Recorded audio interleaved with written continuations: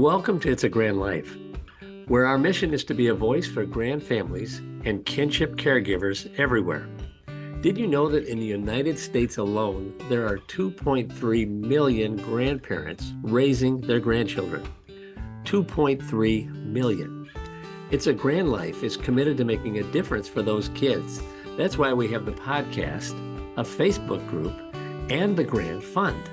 The Grand Fund, which is a 501c3 which was launched in June of 2024, provides financial assistance to grand families, including shelter, food, clothing, and household needs.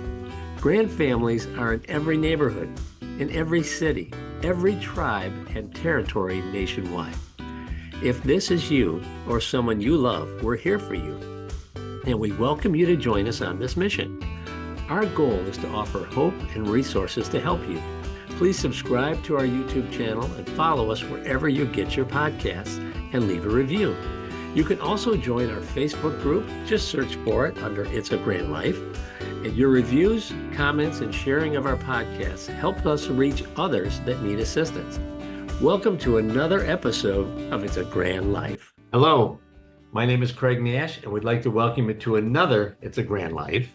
And I think you're really going to be blessed today. We have an expert with us on human trafficking and redeeming our lost kids who may be wandering from the nest as we know and love.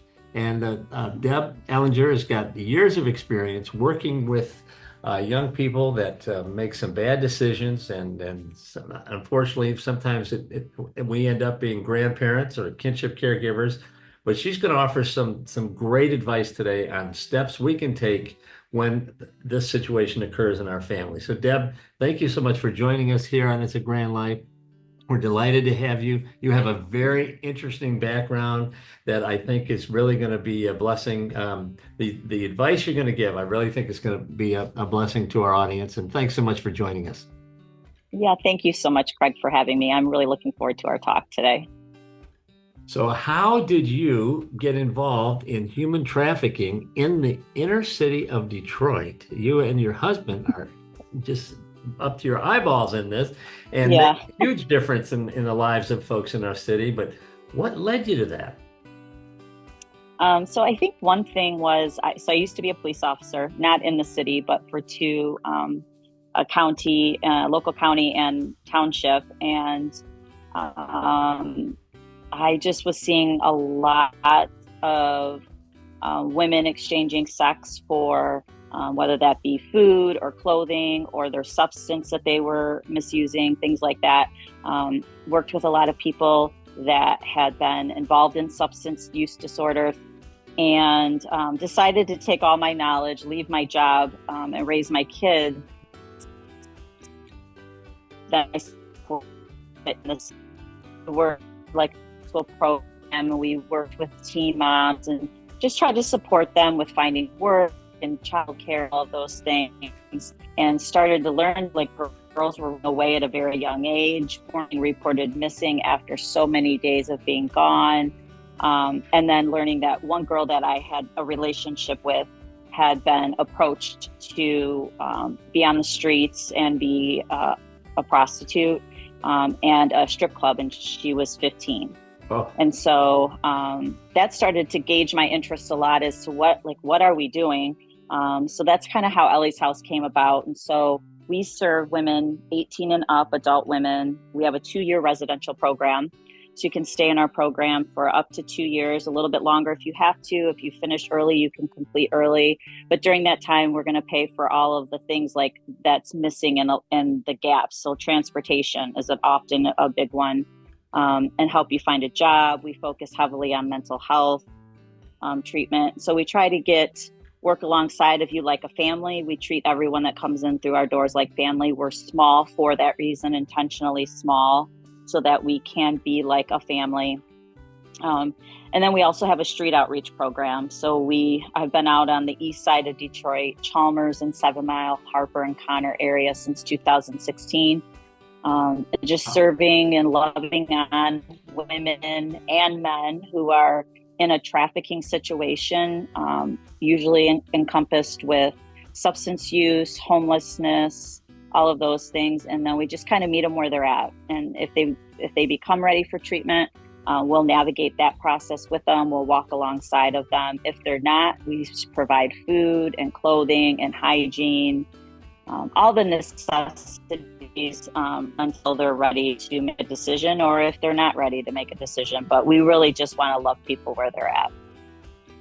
Now, Deb Ellinger, when I think about the work that you are doing and human trafficking, I'm thinking that this is someplace far from my town of Detroit. I mean, this is an international thing, or this is happening in Mexico, or I saw that I forget the Sound of Freedom movie, and it can't be happening right here within 20 minutes of where I am in Southfield, Michigan. But you're saying it's going. And can you define human trafficking for us? What does that really mean? Yeah. So when I talk about, I use the words trafficking and prostitution interchangeably. Every woman that we talk to is either exchanging money or sex for survival purposes. Mm-hmm. So that might be food, that might be a place to stay, and that place to stay is probably an abandoned house someplace, but they're paying somebody to stay in that house. So any woman who's exchanging sex for anything to survive, or is giving her money to somebody else and she is not keeping it. So that could be someone we would call refer to as a pimp, right. Even the drug dealer, giving all of their money to those people. That is a form of trafficking. So it could be very local in nature. It doesn't have to be outside of the boundaries of the state of Michigan, for example. But it's just you're exchanging favors for drugs, shelter, whatever. Mm-hmm. Right. And now, in the then you and your husband started this 2-year program, and so do you normally pull folks out of the streets, let's say, of the 7 Mile and Chalmers areas on the east side of Detroit? It's kind of a tougher part of town, and there's a lot of drug dens over there, I would imagine. And is that where you normally make friends with the ladies or gentlemen that you work with, and then get them into your program? Yeah, so a little bit. We have had women from our outreach area come into our program and try it. Excuse me.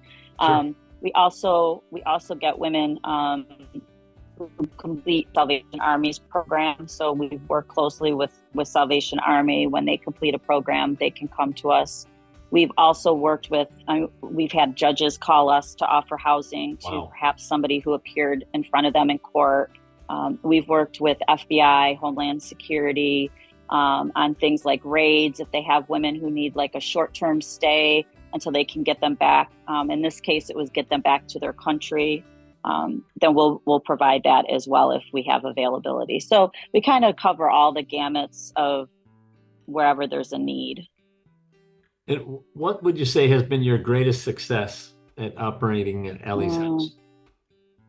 Gosh, I would say, I'm thinking in my head right now. Well, one thing I guess I would say is anyone who walks through our doors is a success to me, because I think that's one day off the street. Like if you can walk into a place where you don't know anybody, don't know me, don't know the neighborhood, don't know the facility, and you're willing to say, I'm going to give this a shot for a day, I think that's success. I think if you share your story, your very, very private, intimate story of abuse and substance use with me on the street or our team, like that's a success to me. But I'm thinking of specifically 3 women who one is in the program right now. One graduated recently, and another one graduated and is in the military. And just to watch those women thrive has been like one of the biggest blessings to my heart. It's like the things that I see their social media, and when I'm having a day where I'm like, what am I doing? Like, this is really hard work. It's really, really hard. And then I'm just reminded that like those are some really beautiful stories to just hold on to and testimonies. Well, that makes so much sense, because you are really working in some tough spots, and you don't see a lot of fruit, I would imagine, every day. And you have folks in this area. I know this from family our own family situation that oftentimes the folks you're dealing with aren't very transparent. And when they talk to you, there's a lot of spinning that goes on, for lack of a better term. But if you can have those success stories, it's got to be what keeps you going. But the going to the military, that makes so much sense to me because you have the discipline, right? And Yeah. are you seeing a lot of success with folks that transition off the streets to the military? She's our first person that's actually like done it successfully, and it was not an easy process for her to get in because she hadn't aged out of being able to go to the military, but she was kind of on that border. Right. So it was a little bit more like she just didn't give up. She persevered. She was determined to go, and she accomplished that, and she is really living her best life right now. That is so outstanding. I want to mention this before I let you go. I know you have a fundraiser coming up for Ellie's House on October the 4th, right? Yes, that is correct. And for more information, can they go to Ellie's House 313 at yahoo.com for more? That would be great. You can check it out on our website. We also have it on social media. It's going to be a really fun night, and it is our like main big fundraiser of the year. So you do like one fundraiser a year, and this is it. And this is it. That's so outstanding. And I know you're affiliated also with Faith Lutheran Church in Troy. I am.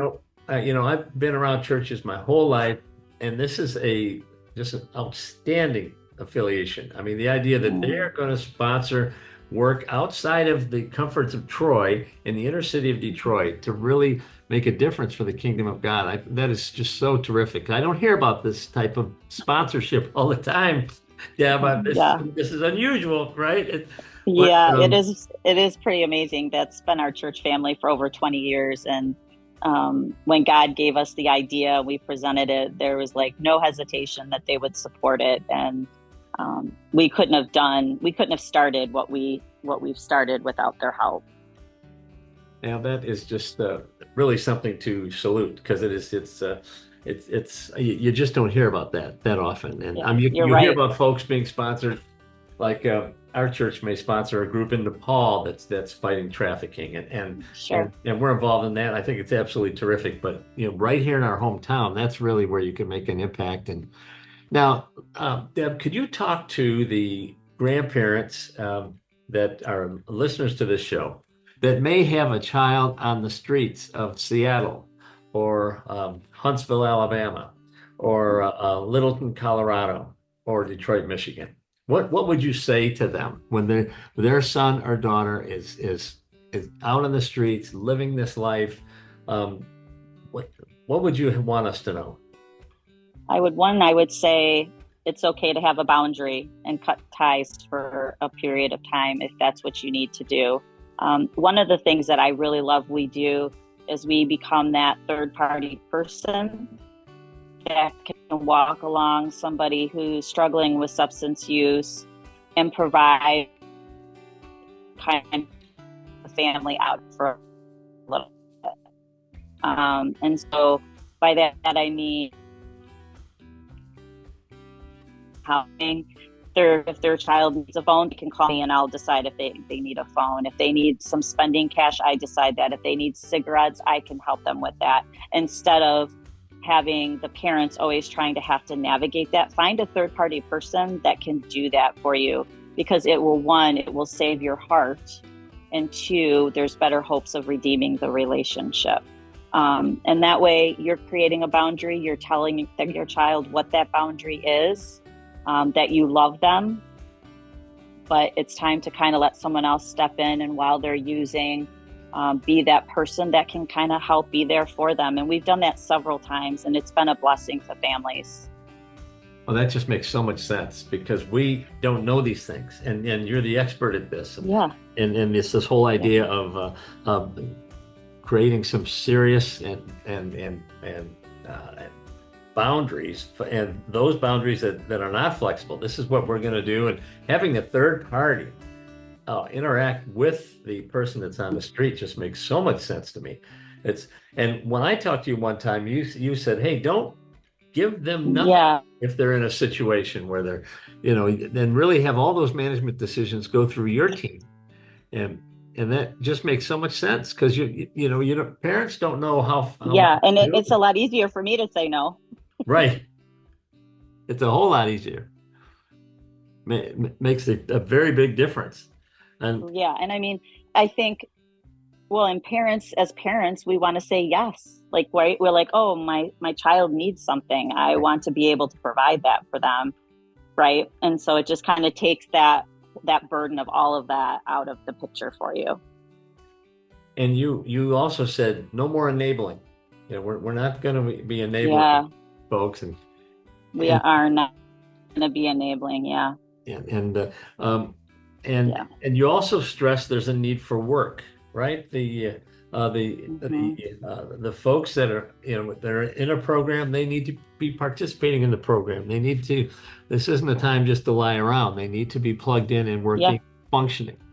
And right. They need to be functioning. And even if they can't function at like an employer, they still have to take for yard work. They're responsible for maintaining, the basic maintenance of the inside of the house and keeping it clean and all of those things. Those are requirements to be in our program. oh, that makes so you're trying to instill discipline from day one. Yes, for sure. Discipline and structure that comes with a lot of love. Because, man, I mean, we have a lot of discipline and structure, but we really love our residents and we give a lot of grace when there needs to be grace as well. And is that very well received after being on the streets? I would imagine they just eat that up. Yeah, I mean, I think yes, they do. And even women that have not been able to complete our program, who have left, um, who some might be in our street outreach area, still like we love them. They know that they love us. Like it was just a time that it just didn't work. And so we want to maintain like that consistency and that like unconditional love because we really think, besides parents, um, on the street, there's not any, nothing's unconditional. Everything comes with a string attached. Right. And so with us, they can at least feel like, wow, I seriously messed up, but they still like are loving me. Oh, I like that. So you have a sharp contrast between God's unconditional love and the Hmm. streets' 100% conditional love. Everything's For sure. transactional on the streets, and Everything is. Yep. that's just got to jump out at them, I would imagine. But Yeah. And I think just even as we've been doing this so consistently, like we show up at the same days, the same times, that hasn't changed. We say we're going to show up, we're going to show up. If we're not coming out for some reason, we let them know. And I think that has really built trust and has been an example of unconditional love to them. so you have a frequency and a schedule of when you're going to be Hmm. visiting certain parts, and they can count on that, right? So that Correct. Yeah. So like today, Monday, we go out tonight. My phone has been ringing all day about like, are we going to come to this house? Are you coming? Will you bring us this? They can send me requests. Sometimes the requests are a little absurd. Today, one was, could you pick up my medication at the pharmacy? I was like, yeah, no, I'm not doing that, but I will bring you clothes and food and hygiene. so how do you get the clothes? Are those donations from the various folks? They are. Yep. Everything we do is donated by private donors or churches or community organizations. Now, is there a number of churches that work with you, Deb? Yeah, so there's several churches that support us within like the Lutheran world, I guess, if you will. And so, but I've gone to non-denominational churches. I've been to Catholic churches. Um, any church who wants to like have me come out and speak, I'm always happy to do that. I'm actually doing that next month in West Bloomfield, and then I kind of give parents a tutorial on what trafficking looks like, and then tell a little bit about what we do, and then sometimes that'll kind of get some support for us as well. That is absolutely great. And I didn't know that about you speaking at other churches. I think that's a great Hmm. idea. And I Yeah, hope folks listening will consider that. And this is on a Zoom, so you could talk to some of our listeners across the country if there was a need to. for sure.